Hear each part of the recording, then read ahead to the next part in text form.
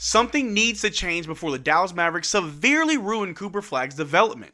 The Dallas Mavericks are currently 2-6 in their first 8 games of the season, and nothing's really looked good. We tried Cooper Flagg at point guard for a few games, and that may have been too much to ask of the 18-year-old rookie, so we allowed D'Angelo Russell into the lineup in last night's game against the Pelicans to allow Cooper Flagg to just play more like himself.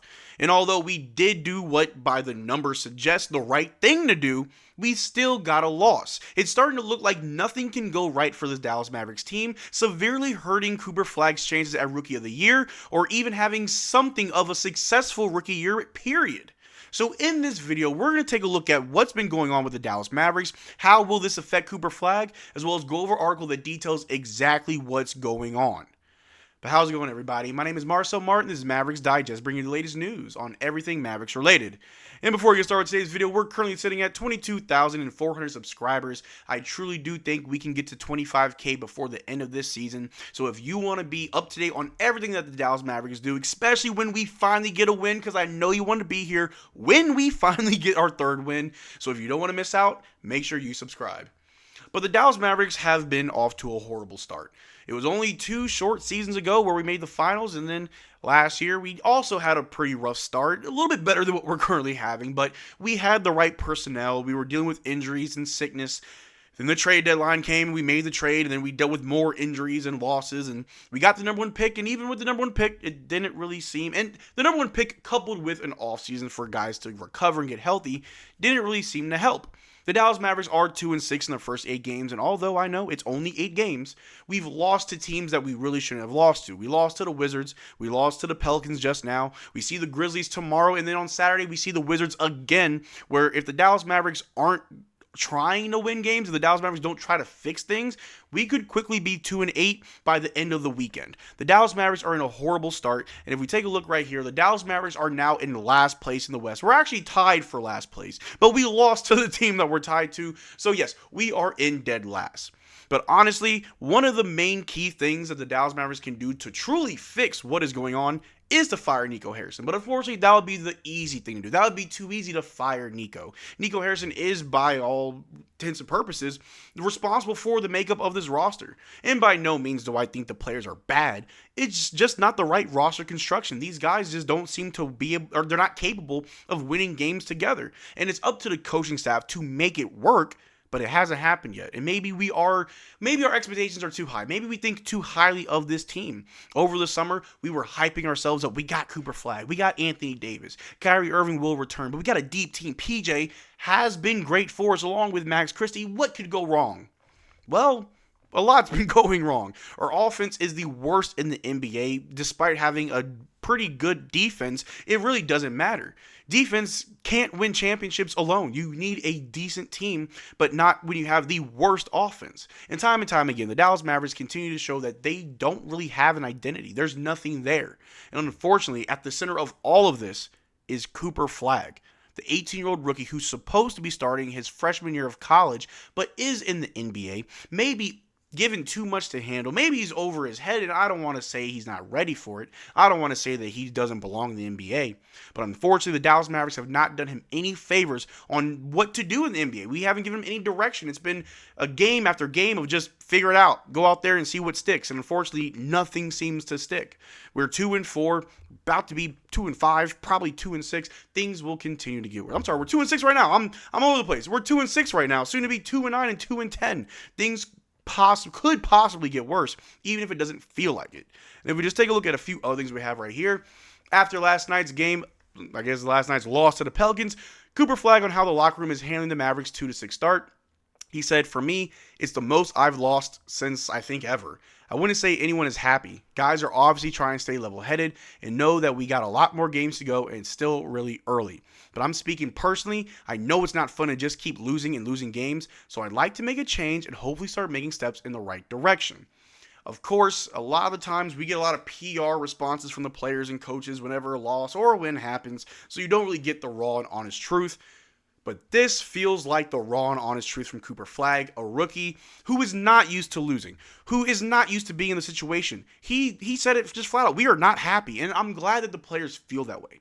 I don't think the players are just not caring. I think they care a lot. They're getting paid millions of dollars to go out there, and of course they want to win. They're competitors. They've been playing at this level or being this competitive their entire lives. So of course they're not happy. Cooper Flagg, your rookie, is not happy. What are we doing to make him happy? Obviously, we need to win games. We need to put him in positions to win. At the end of the game against the Pelicans, we were giving Cooper Flagg the ball. That's how you develop Cooper Flagg. He was taking every shot. He was attacking the basket, doing everything. If we're going to develop Cooper Flagg, then that's how you do it. You give him every opportunity to fail until he learns how to succeed. But we haven't even given him any opportunity to fail, and he's still failing. The Dallas Mavericks have got to figure out what they're doing with Cooper Flagg before it's too late. And obviously, I'm not talking about him wanting to leave. That's never going to happen, at least not anytime soon, knock on wood. But things could get ugly very, very fast. But if we take a look right here, Max Christie also weighed in on to last night's game and what it does for Cooper Flagg, saying it's a learning lesson for him for sure. To be able to feel that heartbreak, if you will, at the end where you missed that game-tying shot. He was in that situation, which was good, and he handled it with poise, and he handled it with perfection. He kept us in the game, and that's what I'm talking about. That is something we need to see more of. And if we lose these games, allow it to be lost because we allowed Cooper Flagg to do it himself. That we allowed Cooper Flagg to get the ball and figure it out. That's the only way that we will be able to develop Cooper Flagg while we're waiting for Kyrie Irving to come back. While now we're waiting for AD to come back. While we're waiting for guys to get healthy, we may as well just allow Cooper Flagg to spread his wings, stretch your legs, go out there, you get the ball, you do what you want. You want D'Angelo Russell in the lineup so you have a point guard? Sure, it didn't look like it worked, but if that's what you want, then that's what we're going to give you. It's the end of the game. We're down by 2. We got a few minutes left. You're getting the ball. You're going to figure it out. That's how you develop Cooper Flagg. And that's what we did last night. And hopefully we continue to do that. But I fully believe and understand we're not going to win games. It's just not going to happen for us. The Dallas Mavericks may be lucky to win 25 games at most this season, and I'm not being dramatic. I truly do believe that. And if that's the case, so be it. Allow Cooper Flagg to develop while we're losing these games. Allow him to get up as many shots as possible. Allow him to try as many things as he wants to try. Let Cooper Flagg develop if this year doesn't seem to matter. But like I said, there is an article that came out just the other day by Noah Weber highlighting how the Mavericks are already robbing Cooper Flagg of the rookie season he deserves. The article as follows, stating that Dallas is making Cooper Flagg's rookie year harder than it needs to be. Flagg is only 18 years old, and he'd likely be best utilized off the ball while allowing the veterans on the roster to complement his game. Struggles are normal for teenagers in the NBA, especially for someone who is the youngest player in the NBA like Flagg. And the plan that he is being utilized in by Jason Kidd may have come to fruition a little bit prematurely. And the one thing that I really did enjoy about Cooper Flagg was just how he was just handling the ball at the end of the game last night. How he was allowed to just go out there and do whatever. Cooper Flagg was the fastest rookie since LeBron James to get 100 points. He's putting up good numbers. He may have the worst box plus minus, but overall his averages aren't really that bad. We just don't have him in the right position. And unfortunately, it's not helping him whatsoever. And we got to take a handle of it. We got to fix that now before things get worse. But the article does continue by saying fans are quick to point out that Kidd was a key figure in helping Giannis Antetokounmpo become more skilled with the ball in his hands by forcing him to play some point forward, but this didn't come in his rookie season. Antetokounmpo had already played 2 seasons in the NBA before Kidd made him a lead ball handler in Milwaukee, and it's undeniable that this helped him become the player that he is today. But Flagg isn't the same player as Antetokounmpo, and the offensive systems are completely different. Flagg is drawing extremely tough defensive assignments every single night due to the Mavericks' insistence on making him play point guard, and this is only making things harder on him as he tries to get into a rhythm, and that's one of the things that I definitely noticed in these games where we allowed Cooper Flagg to play point forward. The defense is smothering him, where he has to get rid of the ball and just kind of space the floor out because he's getting too much attention. He can't do anything. Playing point forward is more than just bringing the ball down and then passing the ball. That's not developing him in anything if he's just crossing half court and passing. That's not what a point guard does. A point guard does more than that. And if he's not capable of doing it, or if we don't have the right tools for him to do that, abandon it. Exactly what Noah said Noah Weber said in his article. Allow him to play off ball. We saw a few times of him catching it off the pick and roll, attacking the basket. We saw a few times where we gave it to him at the top of the key and he just ran downhill. Of course, his transition offense is amazing, so why don't we play more to his strengths? And then we can slowly peel back the layers and develop him more, but doing it in the first 8 games is kind of excessive. It's a little bit too much if you ask me. And the article does continue by saying Flagg has been guarded by players like Stephon Castle, Ausar Thompson, Lou Dort, Kason Wallace, and Amen Thompson over his first 7 games in the NBA, and this isn't a cakewalk of a start by any means. He's being forced to go against some of the best point of attack defenders in the NBA since the Mavs use him at point guard, and playing him alongside a different guard such as Brandon Williams or Russell would definitely help him. Williams or Russell may not have the on-ball pop to pull these dominant defenders away from guarding Flagg, but they could at least create advantages with the ball in their hands and give the offense some flow.